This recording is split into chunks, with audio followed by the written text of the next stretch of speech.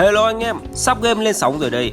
Như anh em cũng biết, huyền thoại trong làng game MMORPG World of Warcraft đã bị ngừng phát hành. Thế nhưng mỗi khi nhắc đến nó vẫn là một sự nuối tiếc không thôi.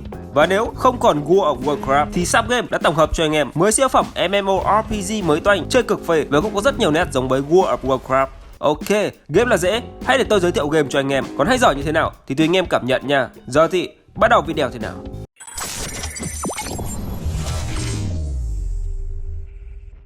Đầu tiên là tựa game giả tưởng hấp dẫn vô cùng hoành tráng mà anh em sẽ không muốn bỏ lỡ, Evoland Online.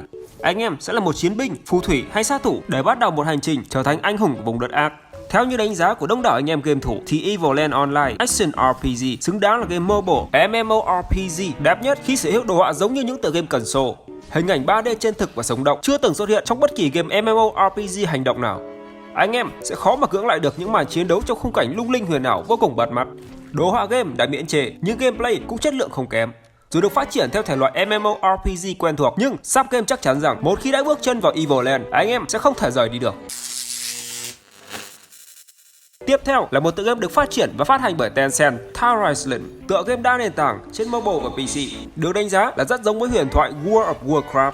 Game lấy bối cảnh phương Tây và không giống như những loại hình game nhập vai khác. Tower Island được chơi miễn phí và không cần phải pay to win. Sẽ không có các vật phẩm nâng cao nào được bán ở trong Tower Island. Trong game, anh em sẽ vào vai người hùng giải cứu Taris khỏi thảm họa diệt vong bởi thần Akron.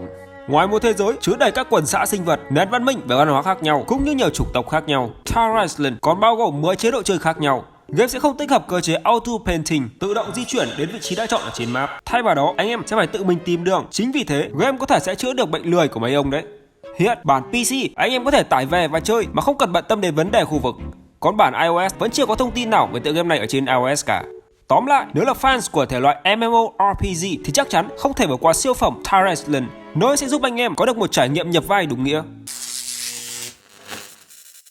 Và nếu anh em là fans của những câu chuyện huyền ảo và những thanh kiếm sử thi hay sức mạnh phép thuật thì Era of Legend là một sự lựa chọn hoàn hảo cả về đồ họa lẫn gameplay, đủ khiến cho anh em phải thốt lên đầy kinh ngạc và thích thú.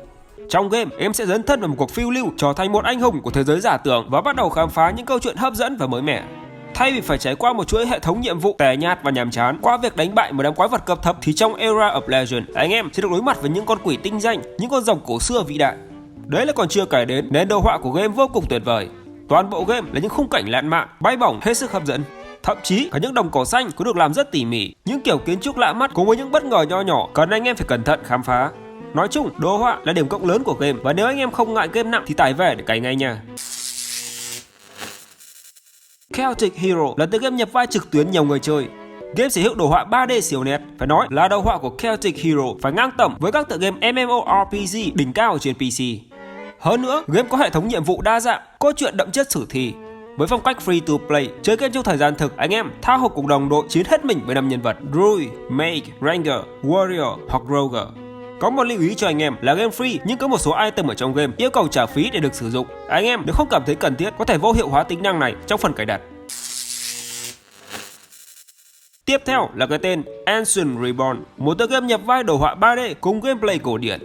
Tựa game lấy bối cảnh trong một thế giới giả tưởng với vũ khí và phép thuật thời Trung Cổ. Vào game, anh em sẽ lựa chọn nhân vật nhưng chỉ đơn giản là chọn nam hoặc nữ chứ không có nhiều class như những game khác. Nếu muốn khác biệt về nhân vật, anh em có thể tùy chỉnh diện mạo như body type, skin color, hair, upper body, lower body. Một điểm cộng lớn là Ancient Reborn với góc nhìn 360 độ, anh em có thể dễ dàng quan sát mọi thứ xung quanh mình. Và như đã nói, game có lối chơi cùng với đồ họa mang nhiều hoài cổ sẽ là sự lựa chọn hoàn hảo nếu như anh em là một tín đồ của MMORPG đời đầu. Cùng thử chứ nhỉ? Tiếp theo là một tựa game phiêu lưu hành động MMORPG cực kỳ nổi tiếng, Arcane Legend, được hàng triệu anh em game thủ trên toàn thế giới yêu thích. Và vì là game đa nền tảng nên sự phổ biến của game phải nói là cực nổi. Hơn nữa, anh em không cần phải tạo những tài khoản khác nhau mà vẫn có thể chơi Arcane Legend bất cứ khi nào, ở bất cứ nơi đâu, chơi trên PC hay mobile cũng chỉ cần một tài khoản là được. Bối cảnh game là thị trấn Windmore. Tại đây, anh em có thể gặp rất nhiều những người bạn đồng hành khác. Arcane Legend có đồ họa rất đẹp với màu sắc sống động, hiệu ứng mượt với từng chi tiết nhỏ đều được chú trọng. Hiệu ứng âm thanh cũng khá ổn và nhạc nền cũng tạo cảm hứng khá tốt. Nhìn chung thì đồ họa, gameplay của Arcane Legend ở mức khá, nhưng hơn hết game hoàn toàn miễn phí, rất đáng để trải nghiệm. Cái tên thứ 7 là World of King. Tựa game được đánh giá là một kiệt tác MMORPG 3D với đồ họa tuyệt vời và lối chơi cổ điển. Game không chỉ sở hữu đồ họa 3D xoay 360 độ cho phép ngắm nhìn thế giới rộng lớn, World of King còn đem đến cuộc chiến khốc liệt giữa 4 chủng tộc. Tham gia vào game, anh em sẽ được trải nghiệm hàng ngàn nhiệm vụ và hàng trăm giờ làm nhiệm vụ không hề nhàm chán. Hơn thế nữa, ngoài nhiệm vụ, anh em còn có thể tự xây dựng cho mình một câu chuyện riêng, biết đâu lại truyền cảm hứng cho những anh em khác ở trong cộng đồng game. Về mặt đồ họa, tuy không sử dụng công nghệ Unreal Engine 4 cao cấp nhưng World of King không hề thua kém bất cứ tựa game mobile nào ở trong việc khắc họa hình ảnh sắc nét.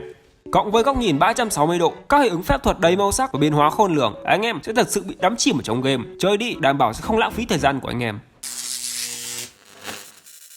Tiếp theo là một tựa game MMORPG đích thực cho dân cày game mobile nhưng lại hàm chứa rất nhiều yếu tố điển hình của một game PC đỉnh cao. Game mang chủ đề giả tưởng theo hơi hướng phương Tây. Đặc biệt, anh em còn có thể mở màn đầu tiên bằng 8 tầng nhân vật siêu độc lạ chỉ có ở Villager Hero. Cũng lưu ý với anh em là sẽ không bị giới hạn ở trong một lớp nhân vật mà có thể xây dựng nhiều chủng loại, nhiều phong cách đậm chất riêng. Nói về đầu họa của game thì đẹp miễn chê, tất cả được thiết kế mang hơi hướng casual với phong cách hoạt hình châu Âu. Điểm nhấn ở trong Villager Hero đến từ lối chơi nhập vai khá vui nhộn. Nhân vật trong combat có thể di chuyển khá nhanh, đồng thời liên tục tung ra các skill. Nói chung thì chỉ nói sẽ không thấy được những cái hay nhất, anh em trải nghiệm thử nha. Adventure Quest 3D là một tựa game MMORPG đích thực với một nội dung phong phú, cốt truyện mới lạ cùng chất lượng đồ họa 3D hoành tráng được phô diễn những trận chiến nảy lửa với vô số loại vũ khí, phép thuật được thi triển. Và giống như hầu hết các tựa game khác, Adventure Quest 3D cũng mang đến khá nhiều chế độ chơi hấp dẫn ngoài solo theo cốt truyện như chiến guild, PvP, sandbox, cường hóa trang bị. Đặc biệt, Adventure Quest này dễ biết cách thu hút người chơi vào những trận hỗn chiến nhiều người. Thông qua đó, đòi hỏi người chơi phải có sự hợp tác, chia ngọt sẻ bùi cùng nhau thì mới mong giành được chiến thắng. Adventure Quest 3D sẽ hỗ trợ rất nhiều nền tảng, trong đó bao gồm PC, Mac, Android và iOS. Đặc biệt hơn, tính năng ở trong game được thiết lập để dù cho có chơi ở trên nền tảng nào đi nữa thì tất cả mọi người đều có thể gặp nhau ở trong cùng một server, có thể thoải mái chuyển đổi tài khoản chơi từ di động sang PC và ngược lại. Cái tên cuối cùng thuộc dòng game MMORPG cho phép anh em có thể giao lưu, kết bạn với những người chơi khác để mang về những kho báu vô cùng giá trị. Ether Spire đưa anh em đến với một vùng đất xa lạ có tên là Tyria. Tại đây, anh em sẽ khám phá một thế giới nhập vai trực tuyến, gặp gỡ và kết bạn cùng nhiều người chơi khác. Trở thành một nhà thám hiểm tài ba, người sẽ có cơ hội được cùng với những người bạn của mình kề vai sát cánh chiến đấu chống lại những con quái vật ngộ nghĩnh để mang về những kho báu vô giá. Ether Spire sử dụng cơ chế màn hình ngang với những thao tác cực kỳ quen thuộc. Nếu bạn đã từng trải nghiệm qua những tựa game thuộc thể loại nhập vai thì sẽ không khó để làm quen. Bên trái của bạn sẽ là một nút điều hướng để di chuyển nhân vật, bên phải sẽ có một mini map hiển thị tất cả mọi thứ như tạp hóa, bãi quái, tiệm gen, cửa teleport. Ở Ether Spire có một điều khác lạ hơn những tựa game MMORPG khác, chính là không có hệ thống kỹ năng. Anh em chỉ đơn giản là sử dụng những đòn đánh bình thường để chiến đấu. Không có hệ thống kỹ năng nên để tăng sức mạnh cho nhân vật sẽ phụ thuộc rất nhiều vào trang bị. Ether Spire sử dụng đồ họa 3D xoay 360 độ cùng với bối cảnh được chăm chút tỉ mỉ đến từng tiểu tiết. Thêm vào đó là những gam màu tươi sáng đem đến cho người chơi cái nhìn chân thật nhất. Nhìn chung, Ether Spire có lối chơi quen thuộc, bối cảnh cùng với hiệu ứng âm thanh chân thật chắc chắn sẽ mang đến cho người chơi những giây phút thư giãn tuyệt vời nhất. Ok, và vừa rồi là top 10 game nhất định phải chơi thử một lần, anh em tham khảo nha. Video hôm nay đến đây thôi, hẹn gặp lại anh em ở những video sau. Chúc anh em chơi game vui vẻ.